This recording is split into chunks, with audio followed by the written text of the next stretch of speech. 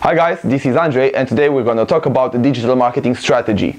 Did you ever want to create a digital marketing plan but you never really knew how to put all the pieces together in order to create a coherent strategy? Well, stick around because this is what we're going to talk about today. Had no need to fight tonight.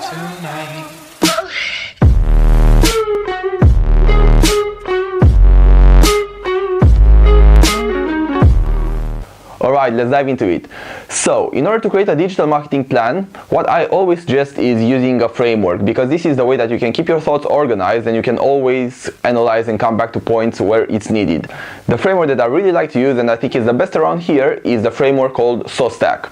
SOSTAC stands for situation analysis, setting up objectives, thinking about the strategy that you want to adopt, thinking about the tactics that you want to implement in order to follow the strategy, the internal actions that you have to take in order to make the organization work and all the processes internally support your strategy, and finally, but not the least important, control of the whole plan, of the whole strategy, and making sure that at all times you have the KPIs in place in order to monitor and adapt to the changes. The first part then is going to be the situation analysis. This is where you will look at your organization and the industry or the market in which it operates, and you will try to see where exactly you are at a certain point in time.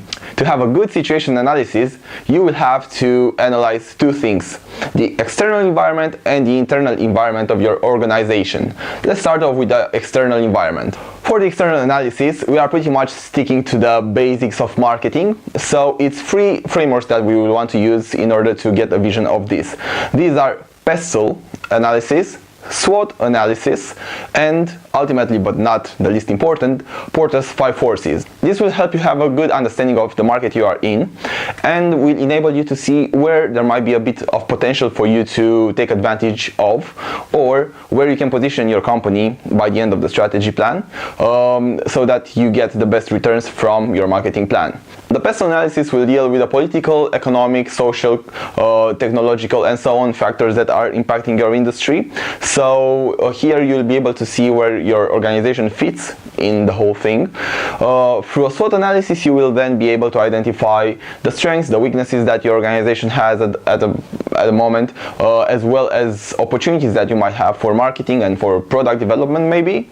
Another tool that you can use for assessing your situation and see where you are in the market is looking at the market and at your company through Porter's 5 forces. This is again a very classic tool used in marketing, but it's very good because it's going to show you exactly how the market is at the moment, how easy it is for a new competitor to go into the market, or what other possibilities or opportunities you might have for your brand to stand out and to leverage when you are making your strategy forward in the plan, as well as when you are setting the objectives.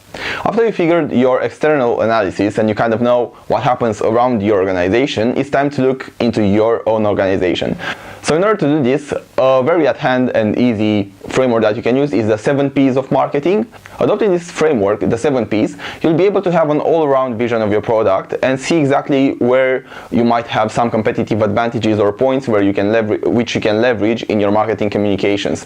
So going from price, product, promotion, people that are working on the product, etc., you'll be able to see exactly internally where your organization stands.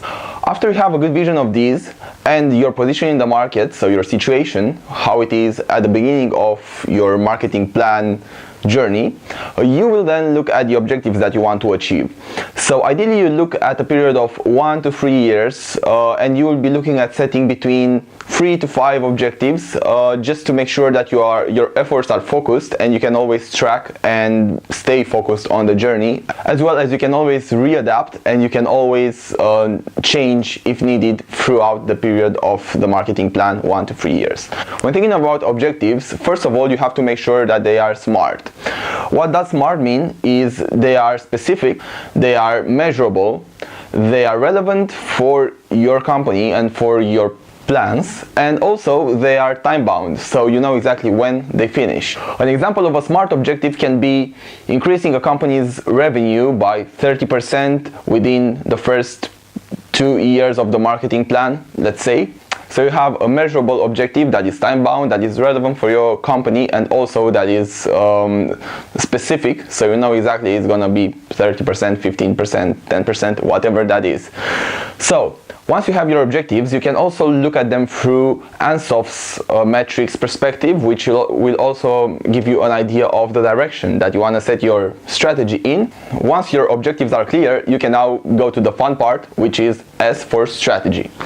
So as you go into the second S of SOSTAC, you will basically look now at the direction that you want to set for your company, and ideally how are you gonna achieve your objectives. So we looked so far at where we are, where we want to go, specific, and then now is the question of how are we going to go there. As we think of strategy, think about the direction that you'd like to go with your product or your company or your brand. One of the tools that you can use for it is the Ansof's metrics, where you can kind of judge within the next 1 to 3 years how are you gonna proceed from a company perspective. So are you looking at differentiating yourself? Are you looking at leading by the best price on the market? Usually most companies try to differentiate themselves through a certain feature or a certain thing that they identify as being their competitive advantage. So you also have to look at your competitors as well when you are designing this plan or previous to designing this plan, in order to see where they are, how are they dealing with communications, how are they approaching the market, exactly which is their target market, and so on and so forth. In the strategy bit, there are two tools that I think are really useful for you to look at. One of them is Ansof's metrics, and one of them is Porter's generic strategies. So here you'll be able to see exactly how you can grow, how you can differentiate yourself if you want to do so, and really where you can get your competitive advantage from. Through Ansof's metrics, you can think whether you want to go into a new market, or you want to develop a new product in the existing market, or you just want to focus on the product that you are already offering.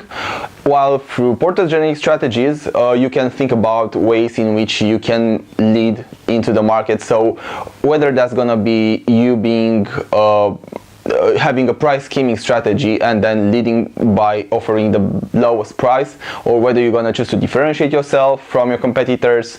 Once you have a good vision of your strategy and what you want to achieve through the marketing plan, you will then be able to look at the available population that can receive your product and start segmenting them in order to create your customer segments. This process is called segmenting, targeting, and positioning. So ideally what you want to do first is use geodemographic criteria such as age, location, and other specific demographic information and geodemographic information in order to find out where your customers really are from this perspective.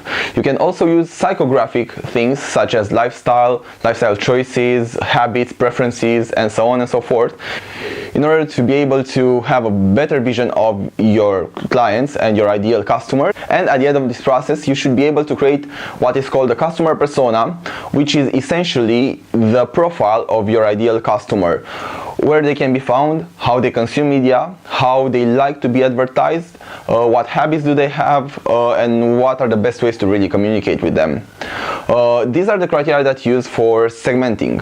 What you want to do next is find out how you want to target them. So this can be done through multiple channels, as we know, but after you create your customer persona, you should be able to know which channels they are most responsive.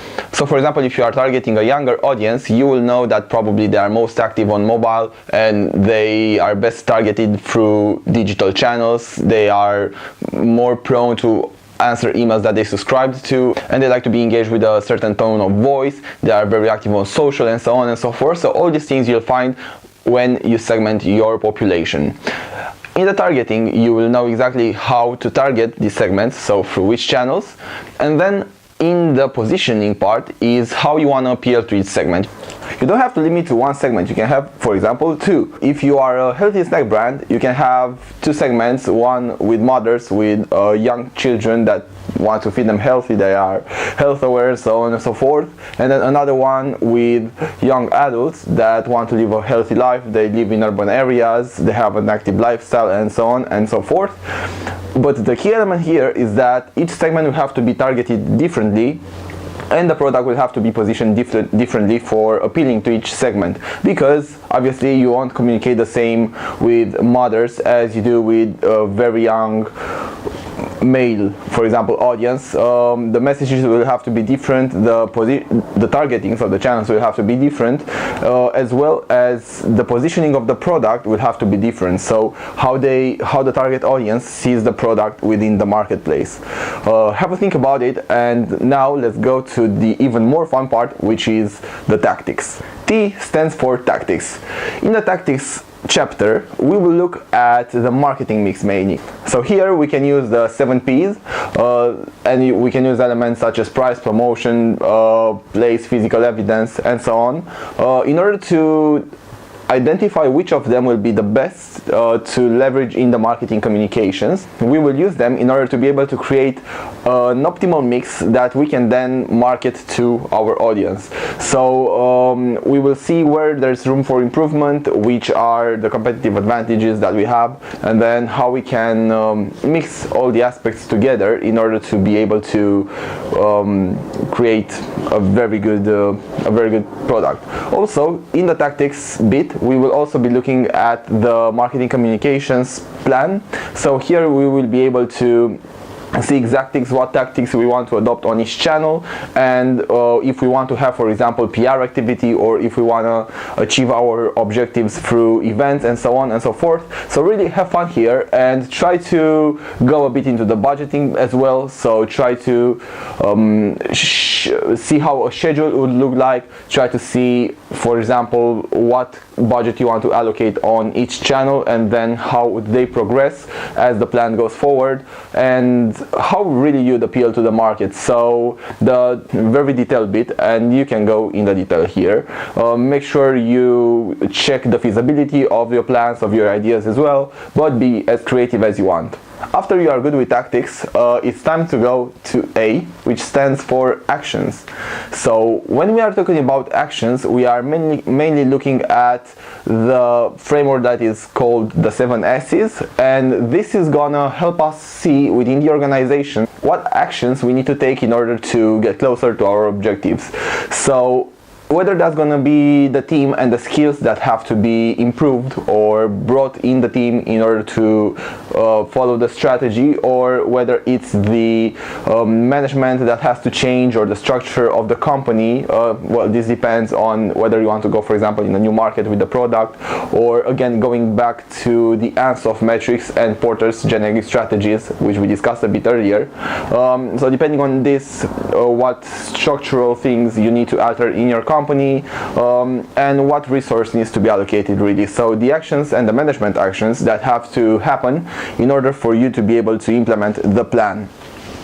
And once you have the actions as well, really what needs to be done is just establish some very good control systems in place, so that you can adapt as the market grows and as your plan goes forward. Here you will also be able to see whether you need some changes in the leadership of the company, whether the team is being motivated in the right way, or what could motivate them better to generate the results that you want, as well as certain KPIs, for example, on digital, on social, on offline, on events, really what you need to track and to control this whole plan. Once you have this in place, you are pretty much done. So have a look again at it, make sure that it's congruent all through, and more or less you are ready to present it to your team. So this was it for now. This is everything in a nutshell, but please feel free to ask me any questions in the comments down below, or if you'd like me to follow up with a video teaching you in more detail how to create a customer persona, or how to identify your target audience in the best way possible, as well as any other ideas that you have on videos in regards to maybe millennials communications and what millennials respond to in terms of advertising. Really anything that you might think of and you think is relevant for the journey that you are on now, let me know, and I'll be happy to make another video about it. Until next time, I hope this helped you at least a bit get closer to your objectives. Best of luck, have fun with it, rock it, and see you soon. Have a nice one.